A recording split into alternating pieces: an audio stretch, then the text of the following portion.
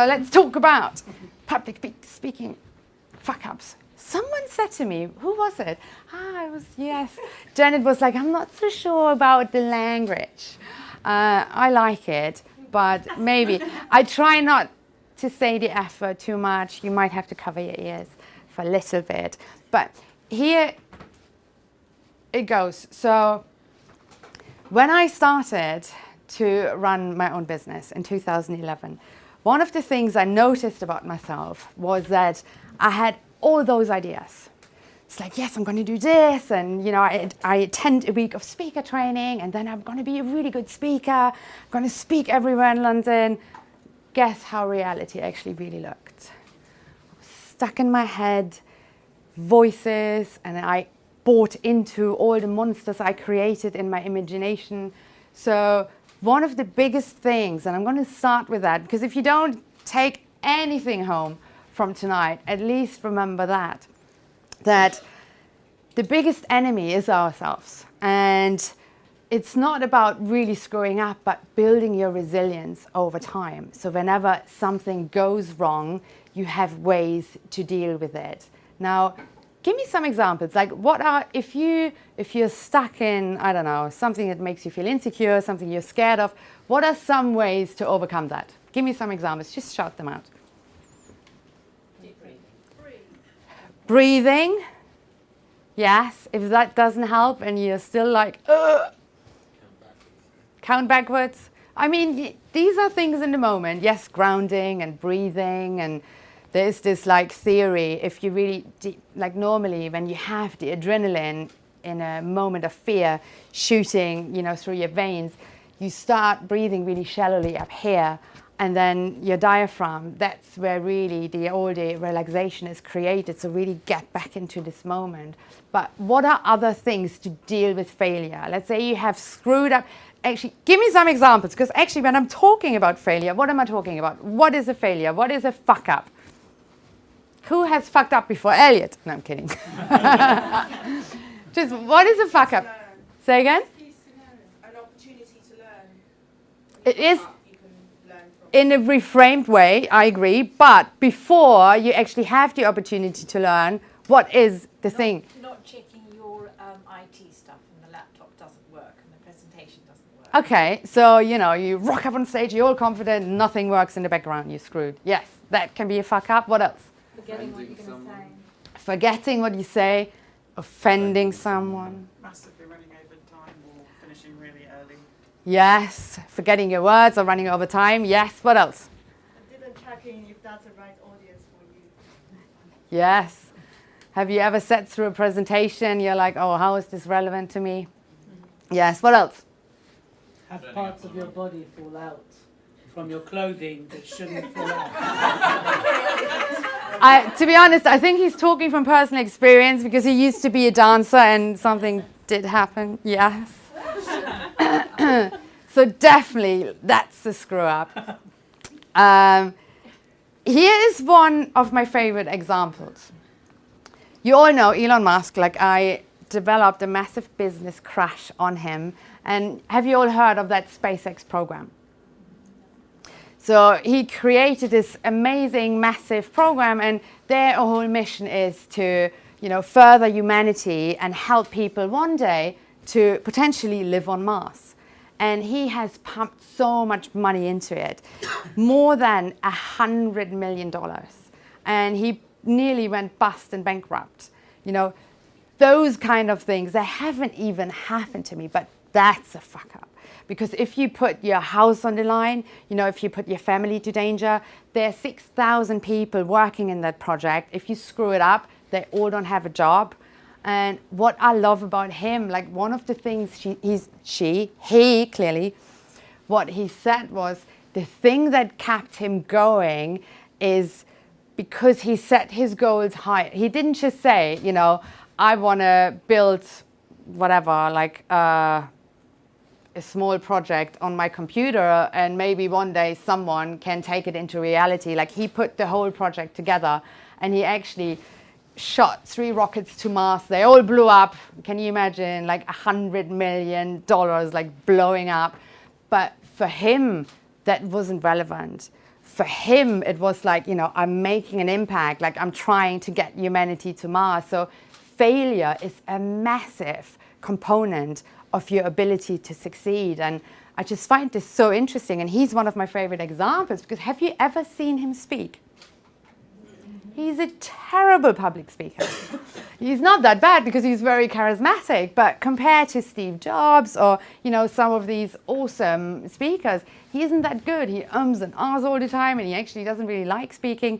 But it's just really, really interesting because he has a different mind. Like, he always focuses on something that is much bigger than whatever he has in front of him.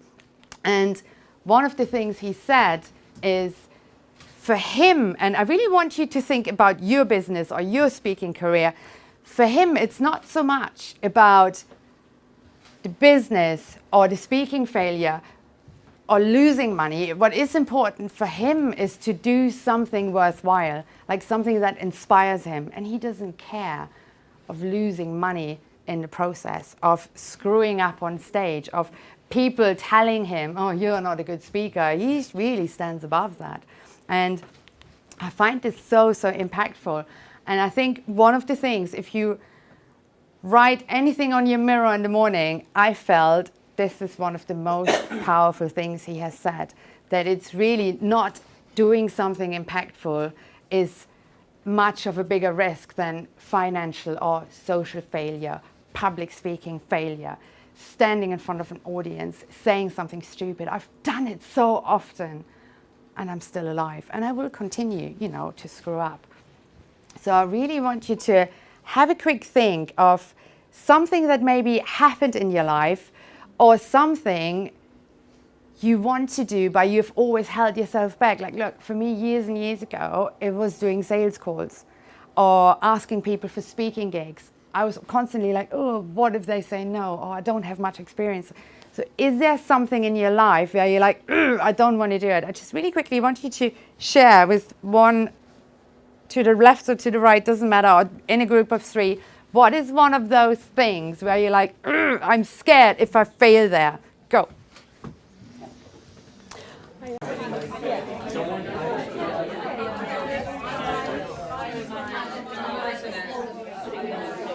You don't have someone to talk to. Fine, I'm used to being the lowest. No one really likes me. I'm going to do, because I was thinking, like, I'm going to just do a lot of corporate calling next week. A lot of corporate calling. Okay. Because I've just pushed it off. Because probably I'm like, oh, what if they don't want training with us? You still need to call the potential leads. Yeah, them as well. Okay. In addition to that, I'm just going to pick like maybe 2 cards a day and just call and then build a list. Okay, cool. Yeah. Wow. Sounds good. I also put on a kickoff workshop on the 9th of July. So now I go back to everyone who's kind of like dithering, just close them. Cool. I think you should really have access to my calendar. I mean, Yeah. just make life a little easier. Okay, you just have to tell me How to do it. how. Okay. Just 2 more things and then it's your slide. Okay, and time. Can I have some shout outs? Like, what are some things where you're like, ooh, if I fail there, I'll die, or whatever will happen? Just shout some things out. Put myself forward for paid speaking opportunities. Yeah. You prefer not taking money? Totally get it. Yes, selling yourself. I think it's not so much putting yourself forward, but asking, putting a price tag on it, you know? Like, I'm doing a gig tomorrow and it's 15 minutes for £300. And I was like, wow, I'm being paid by the minute to talk. That's absolutely amazing. And years ago, you know, I would have never, ever even put a price on it, you know? Yes, just do it for the first time. If they say no, you can still then say, okay, if you film it, I might reduce my rate. You know, there are different ways of negotiating your way in, but start with a figure.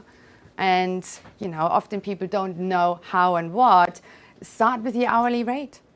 You know, and then there are loads of different formulas we come up with. I'm not going to go into too much details, but give me some other things you're like, scared. What else? Workshops. Putting workshops together. Yes. If you're anything like me, I always thought, even after running workshops for years, yeah, Elliot, I would still, like, after 4 years, it's like, oh, no one will turn up. It's like, and then always people come, at least one or two. Right? But, you know, it's just starting to put yourself out there and give yourself time. You know, if you think, like when we run the Female Speakers Conference a couple of weeks ago, we had space for 200 women. And that was our vision. We want 200 women there. And we made it to 100. And, you know, I was proud of that because we were not negotiating on price. We were not giving away free tickets. And that was good. Yes. So start. You don't have to maybe start with 100. Shout some more out.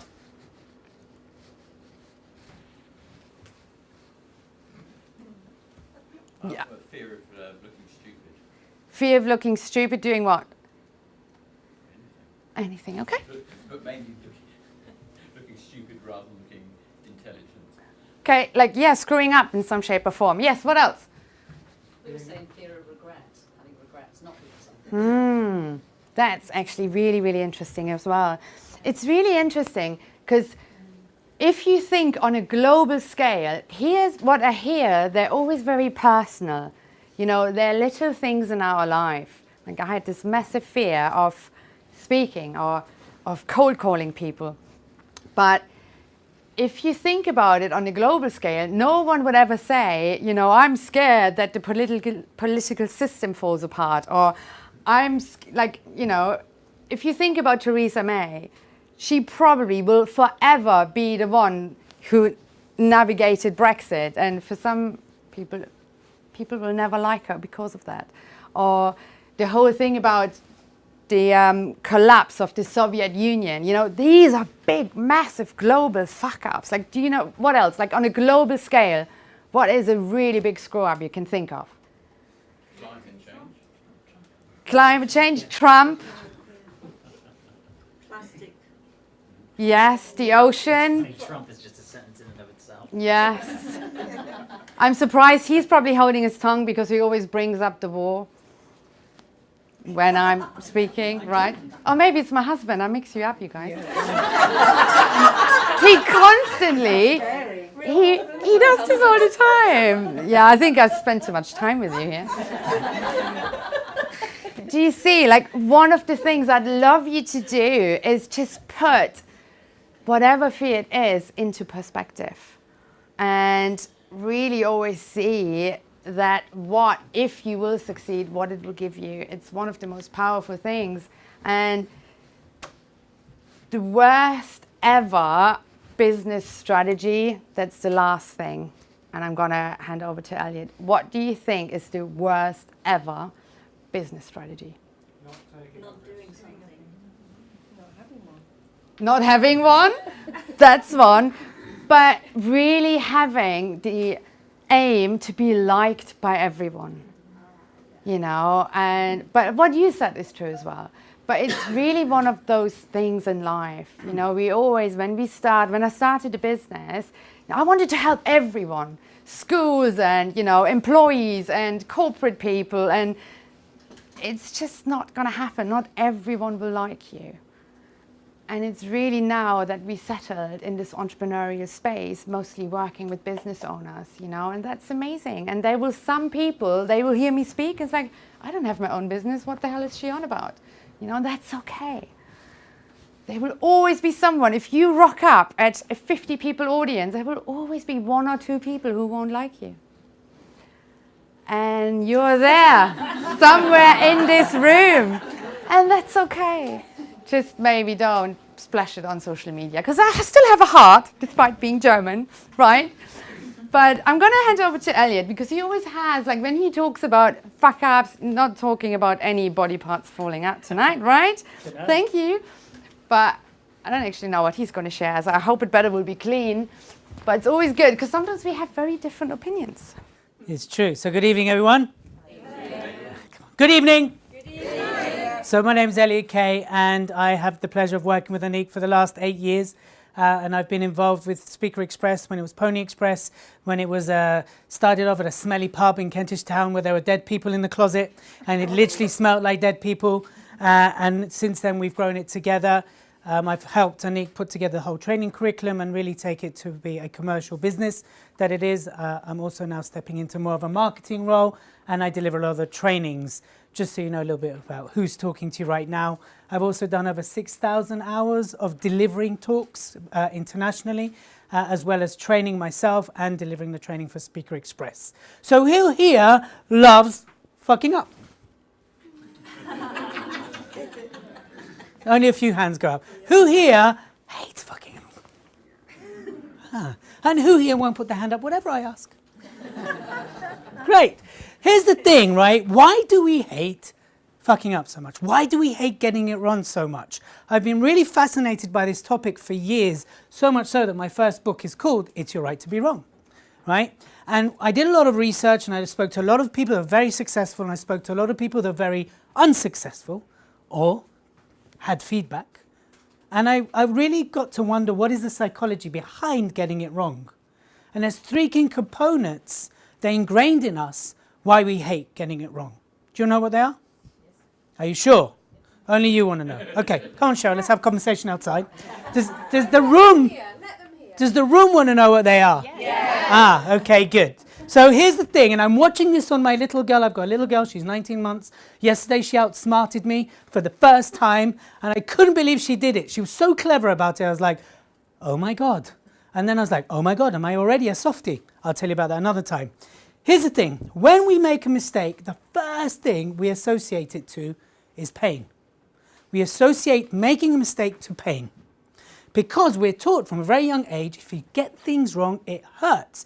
Even if it's as we're learning to walk, as we're bumping into things, and that's gradually ingrained in us that getting something wrong hurts. Then, of course, the parenting kicks in, and then literally it can hurt when we get it wrong because no one's telling us that, hey, this is wrong, and educating us, or most of the times we're not, we just learn it hurts to get it wrong. Then what kicks in with that is judgment, right? Good girl, good boy, bad boy, don't do that, don't be a bad boy. If you don't do this, this will happen, right? And I'm really catching myself now that I have a little girl. But first thing we learn is external judgment. Then we learn to internalize it. So pain, then there's the judgment aspect.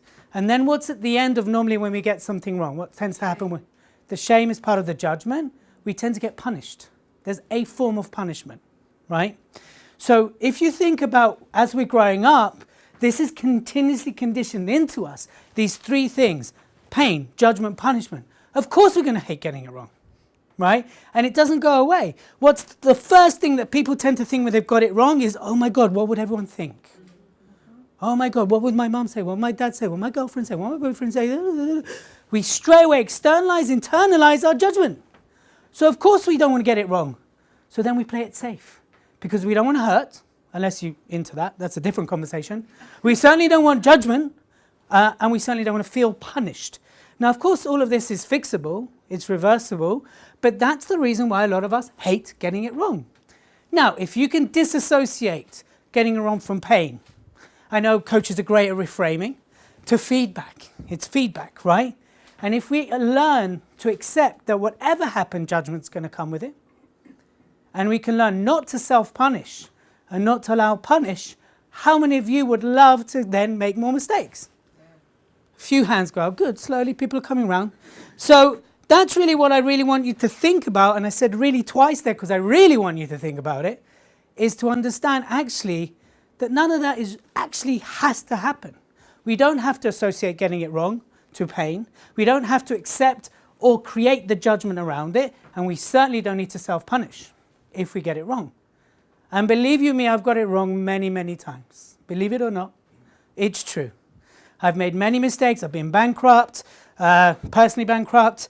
You know, I grew up in various environments. When I was young, I was involved in crime. I used to get into lots of fights. I've been in knife fights, you name it. You know, really, I've done a lot of wrong in my time. But at some point, you need to get to that point where you stop judging yourself for it, where you stop beating yourself up for it, where you let go of the pain of the past and you free her up to the journey of the future. Judgment, will always be there. How you cope with judgment is what you need to focus on. And certainly the only person that truly suffers when you punish yourself is yourself. No matter how much you want the other person to hurt, it doesn't work, right? So if we can let go of self-punishment and learn to deal with judgment in a positive manner, how many of you would love to get it wrong? More hands going up. Good, I should keep going. Can I keep going all night till I get all hands up? Yeah? Is that making sense? So next time you're about to step on here, or you're about to get on stage, or you're invited to stand up and speak out and do something with it, take the opportunity. Do you know what? If you get it wrong, what are you going to do? You're going to celebrate. You're going to, yeah, I fucked up. Brilliant. Hell yeah. Right? You're going to celebrate that moment that you took a risk, that you dared, that you stood out from those 99% of people that will never get up and do something with their lives or never take a risk, and you're going to celebrate that moment because you dared. Forget about the outcome. Do we agree? Yes or no? Yes, yes or no? Yes. That's what you're going to do. So when you're invited this evening to step on stage, it might go wrong, but what are you going to do? Celebrate. You're going to celebrate if it does, and you're going to celebrate if it doesn't. Now, I don't mean suddenly become delusional. And when everything goes wrong, no, it's great. Elliot said celebrate. It's amazing. That's not what I'm saying, except that you got wrong, but celebrate taking action. Celebrate doing something versus sitting on your ass. Is that okay? Yeah. Do you want to hear the story about the thing falling out? Yeah. Should I tell it very quickly? What do you want to hear? How Ariella outsmarted me or my thing falling out? Very quickly, because I know like time. So years ago, I used to be young. And I was doing Greece at Kingsbury High School, right? Good old Kingsbury High School. And I had the role of the mooner, the one that pulls his pants down and shows everyone his backside. And it was the last night. It was sold out. All the important people were there, the principal, the mayor, you name it, anybody, it's everybody, the local celebrities. I don't know if there was any in Kingsbury, but hey, you know, important people, all the parents, everyone was there as the last night. Now, every night up until that point, I'd bought a spare pair of boxers to go under the boxers for obvious reasons, right? Because I was wearing 1950 boxers that were really big and they didn't have buttons in those days. So you can imagine why I would have a spare pair of boxers. So came my scene, and it's like a fight scene. If you remember Greece, they grab him and they rip off his trousers, and then my role was to walk to the front of the stage, pick up the antenna, because that's what it starts on, or aerial, whatever you want to call it, and go, oh shit. That was the line, that's what I needed to do. So I get there, I rock up, because I had to wear these special jeans. And I get to there, and I've got my change of scenery, I run to the back, and I start getting dressed, and I'm like, fuck, no spare boxes. Oh my God, it'll be okay. Mistake number one, it's never okay, right? But it will be okay on the night. I get dressed really quickly, quick changeover, get it clicked in, blah, blah, blah. I'm like, guys, take it easy on me. They're like, why? I've got no boxers on. They're like, okay. So then, right? Mistake number two, don't announce you're not wearing boxers in front of over 1,000 people. Anyway, so we start the fight. They jab the arrow, they throw it to the front, they rip my pants off, they throw me on the floor. So far, so good. Right? So I'm like, cool. I've survived that. So I walk to the front of the stage like I'm supposed to, and then I bend down to pick it up. Now remember, there's no button, right? No button. The slit goes like this. And then my tickle tackle decides to pop out and goes ba-ding in front of 1,000 people. I'm going, this is uncomfortable. What do I do? So then I think, if I stand up, it will go back inside and behave, right?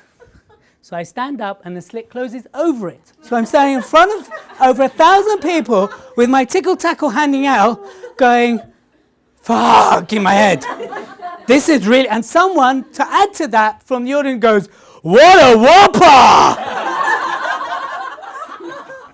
Now, if that doesn't put you off public speaking or getting on stage, and I picked up the aerial, and I've never meant the words, oh shit!